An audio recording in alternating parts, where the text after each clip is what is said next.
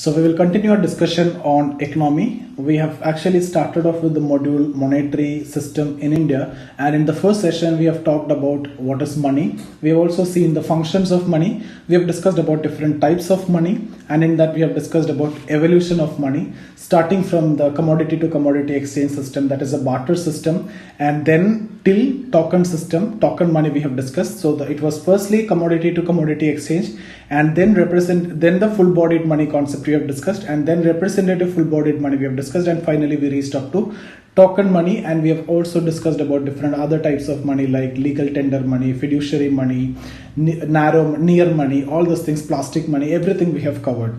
So in this session we will be talking about the different types of bank accounts, because we are going to discuss about most important concepts which is required for prelims, that is different concepts of money, M1, M2, M3, M4. So different important concepts of money supply is what we are going to discuss in the next session. So as a prelude to that, in this session I'll be talking about different types of bank account, and I'll make it clear that these elements only will come in M1, M2, M3, M4. So you need to understand what you mean by demand deposit, what you mean by time deposit, what you mean by net demand time deposit, all this NDTL, net demand time liability, all these things we need to understand it in a clear way. So here I am spending some time for making you understand the different types of bank account. It might be easy for most of you.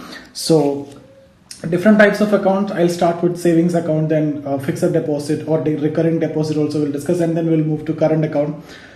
Or rather what I'll do is I'll make 3 columns and we can discuss it faster. Okay, so first start with savings account. Anybody can open savings account. It can be a student account, it can be a salary account, it can be a joint account. So everything will come in this, and then we will talk about current account, and then we will also talk about fixed deposit or recurring deposit. What is the difference? In case of fixed deposit, a lump sum amount is deposited in one go, whereas in case of recurring deposit, over a period of time the amount is deposited for a fixed period. In both cases, what is common? It is deposited for a fixed period, but lump sum amount in the fixed deposit and recurring deposit, over a period of time amounts are deposited. Okay, so in case of savings, we'll start with this.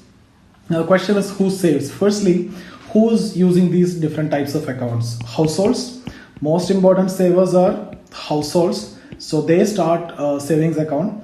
So the savers, right? What about current account? Current account will be by the business entity, right? So it can be a person or a firm. So it can be a person or a firm. Different type of business entities we have discussed, that proprietorship, limited liability company, the partnership forms, limited liability partnership, all this we have discussed in one of our previous session. So here the business activity or business entity, fixed or recurring deposit, anybody, all, but usually households, mostly it will be households. Now what about restrictions? Can you make all transactions every day? You can make transactions or unlimited transactions in savings account? No, there are some restrictions in transactions when it comes to savings account, whereas you won't find any restrictions in current account, but there will be too much restriction. You can't do any transactions in the fixed deposit because it is deposited over a period of time. Okay, so you can write here some restrictions like number of transactions, the amount withdrawn, number of transactions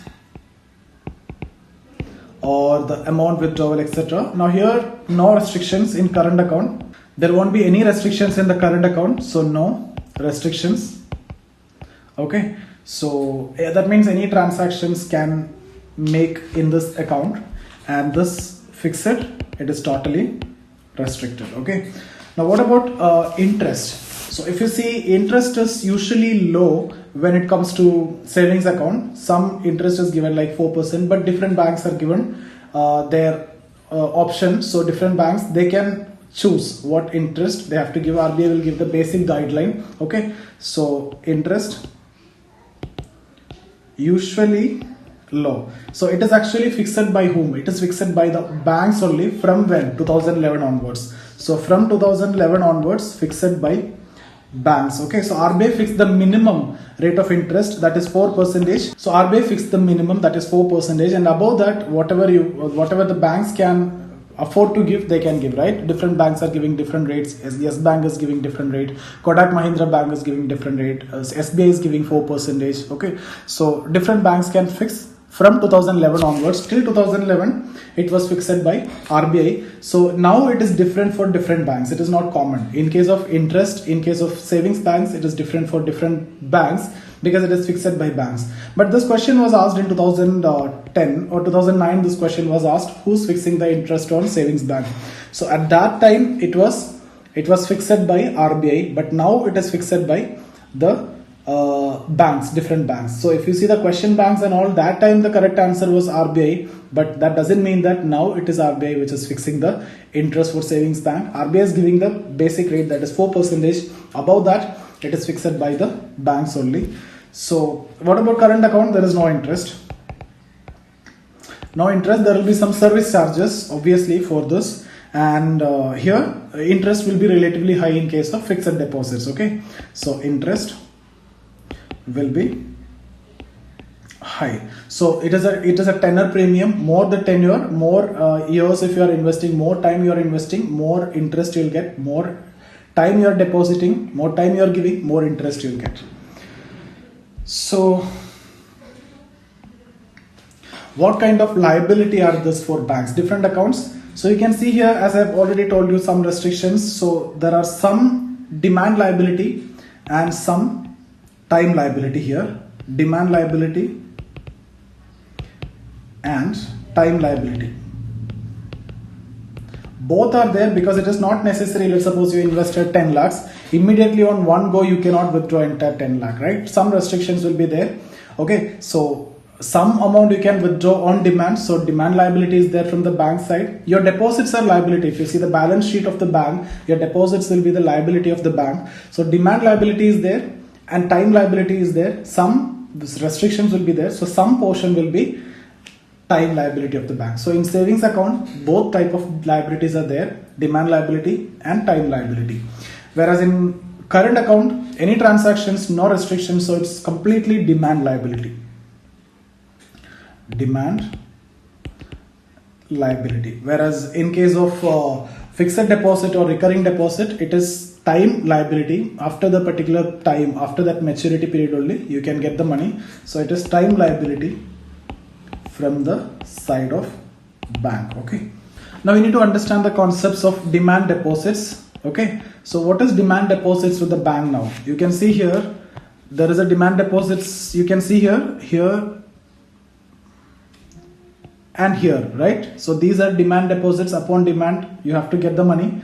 So can I say entire current account? You can see entire current account is demand deposit and part of savings account is demand deposit and part of savings account is time deposit.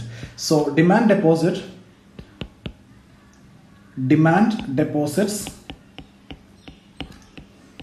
with banks, I would say the entire current account plus demand liability portion of the savings account. So demand liability portion of savings account. Okay, then what is time deposit with the banks? You can see here, this is time deposit, entire fixed deposit and the time liability portion of savings deposits. So TD, that is the time deposits with banks, that is the total fixed deposit and recurring deposit that will come together, and then this one, time liability portion of savings account. So time liability portion of savings account. Okay, so this is what time deposit. Now both together is what we call as the total bank deposit. So TD plus DD, that is a time deposit plus demand deposit, is the total bank deposit. Total deposit, what is that? It is also known as total demand and time liability, right? So demand liability and time liability is what your total deposit, right? So this is your total deposit. So total demand liability and total time liability is what your total deposit. Okay, so you understand here, I'm writing here total demand and time liability. We are not writing total liability. See, total liability is entirely different. You see here, you may think that this is a total liability, right? But this is not the total liability of the bank. This is it is related to deposit. There is a time and demand liability. So we are making it specific that total demand and time liability. Why we are not writing total liability? Even though we are writing total deposit, we are not writing total liability. The reason is bank's liability is not just the deposits. The liability side, if you see, it is much more. Okay, there are the salaries of the employees, the infrastructure, the equipments, and all these are part of the rent of the building. Everything is actually liability of the bank. So when we talk about liability, many things will come. So we are making it specific that the total deposit is actually the demand and time liability. Okay. It is not that the total deposit is the total liability. Making it very clear, total demand and time liability. Now let's look into the post office banks or post office saving organization. Post office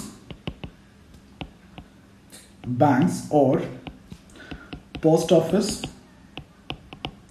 saving organization. So what is the objective here? Unlike banks, the objective here is financial inclusion. In case of banks, the objective was profit. So the operation will be entirely different here. So objective is financial inclusion. Means it is a welfare which is considered most important here. It serves the poor and the vulnerable, whereas in case of bank, the objective is clearly profit. So the operation, the methods and everything will be different here. Now what type of accounts you can open in post office? Can you start a savings account? You can obviously start a savings account. Okay. Can you start a fixed deposit? You can start a fixed deposit. Can you have a recurring deposit? You can have a recurring deposit also. So savings account is there, fixed deposit is possible, and recurring deposit is possible. Can you open the current account? Current account, can a business entity go and open a current account in the post office?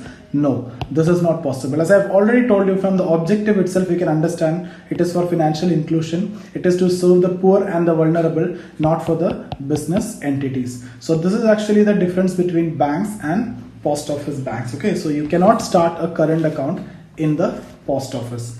So they also provide limited value added service. They provide limited value added services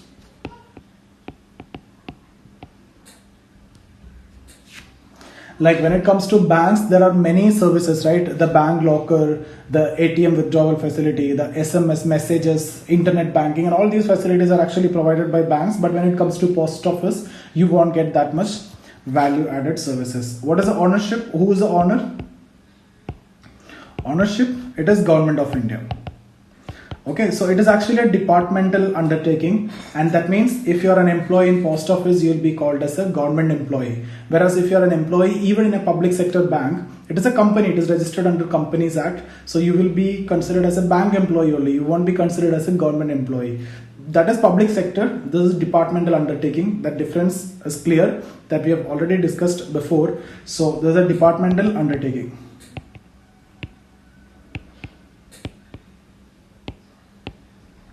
Now, in case of banks, bank lend money. In case of post office won't lend money. Okay, the entire money is actually used by the government and it will go to the public account. So post office, no lending, and you can't get loan, no loan. So government use the money, and this is part of the government internal debt. Okay, so government public debt. So if you remember, last year there was a question related to external debt. In that, the question which was asked was, with respect to the external debt, consider the following statements, and in that it was asked the government debt was more.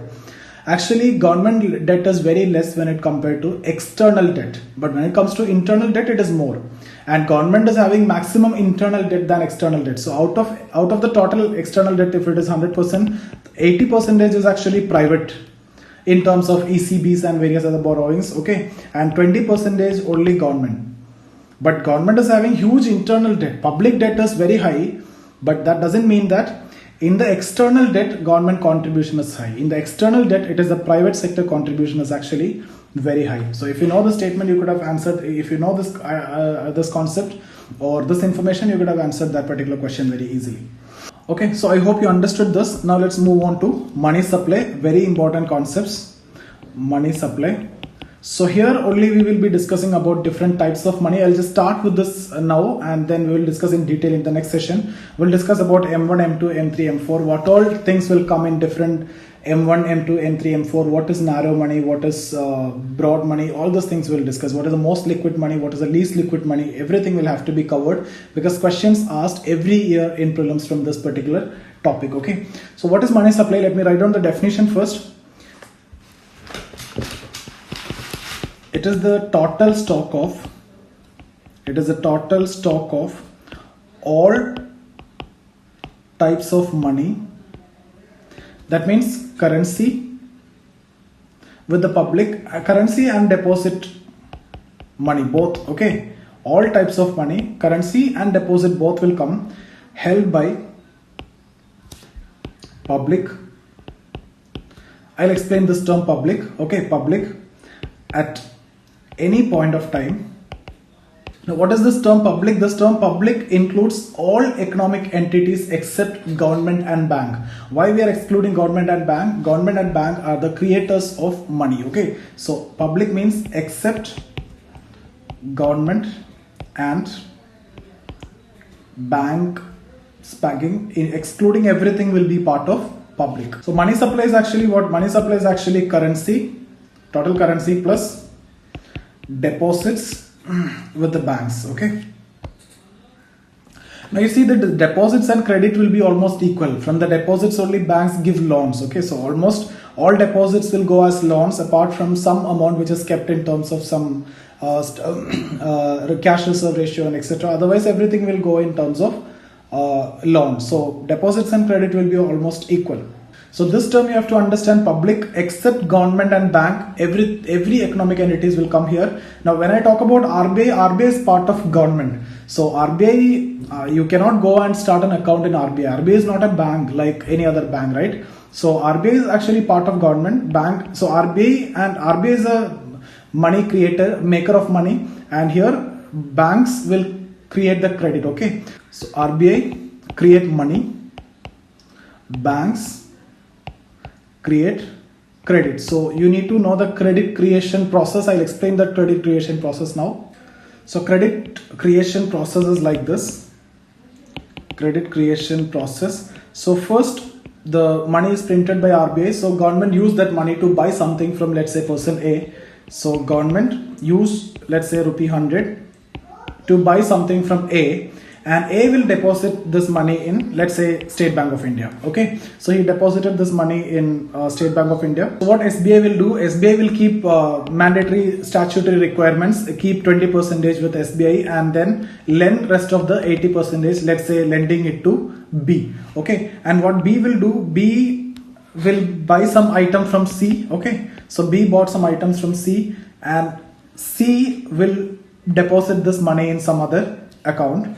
So let's say Punjab National Bank, C will deposit this. Okay, so out of this 80 rupee which is deposited by C, let's say 20% will be kept with bank, that is 16, and then rest of the 64 will be lending to some other person D. Okay, so PNB is lending this to D, and this D will buy some items from E, and E will deposit this in ICICI. Okay, and ICICI will keep 20% of this and lend rest of the amount. So this is how the credit created in the market. So effectively money printed is 100, but you can see here firstly this person is buying an item worth 80 rupee. Now this person is buying an item worth 64 rupee with the same money.